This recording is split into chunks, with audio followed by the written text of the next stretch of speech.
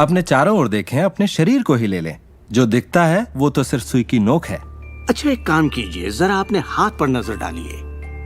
आपका हाथ ठोस दिखता तो है मगर वो है नहीं।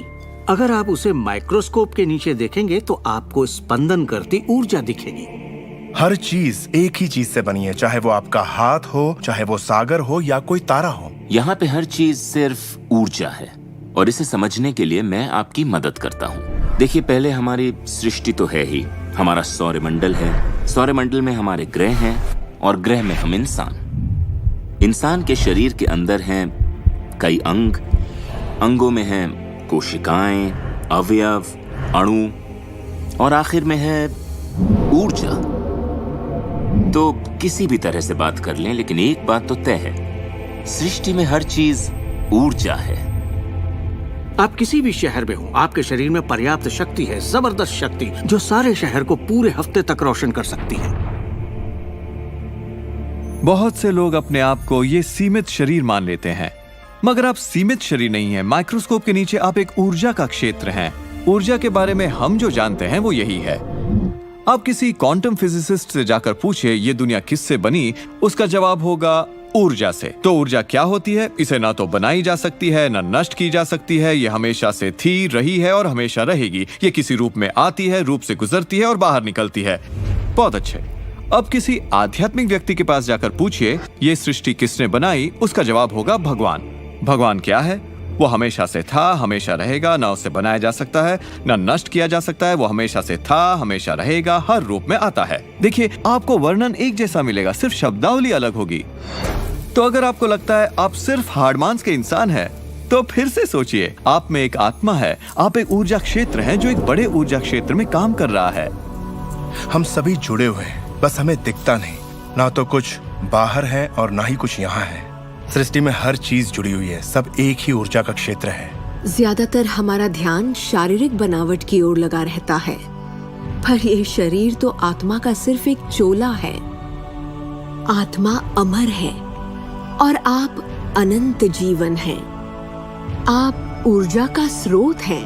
आप इंसान के रूप में जन्मे ईश्वर हैं, जिसमें कोई कमी नहीं। जैसा कि शास्त्रों में कहा गया है, हम सभी ईश्वर की ही छवि हैं, यानी कि हम एक जरिया हैं जिससे पूरी सृष्टि अपने आप को महसूस करती है। हम कह सकते हैं कि हम अनंत क्षेत्र हैं, प्रकट होने वाली संभावनाओं के। ये सारी बातें सच हैं।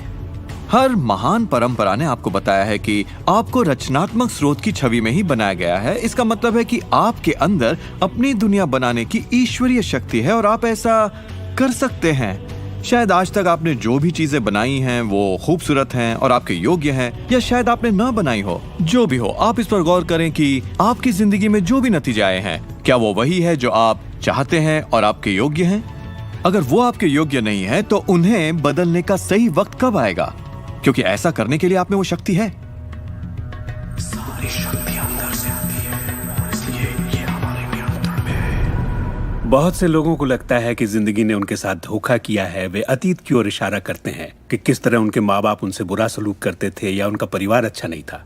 और यहाँ मैं आपसे कहना चाहूंगा कि ज्यादातर मनोवैज्ञानिक मानते हैं कि करीब 85% परिवारों में लड़ाई झगड़े होते हैं और आप कोई अलग नहीं है।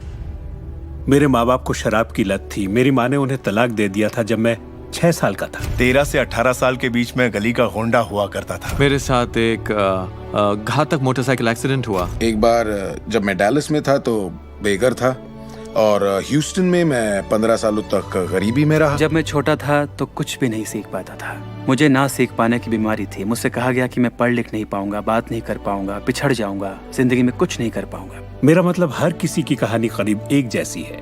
अब आप कहेंगे तो क्या हुआ, पर असली सवाल ये है कि अब आप क्या करेंगे? आपका चुनाव क्या होगा? या तो आप उसी अतीत में उलझे रहें या अपनी चाहत पर फोकस करें।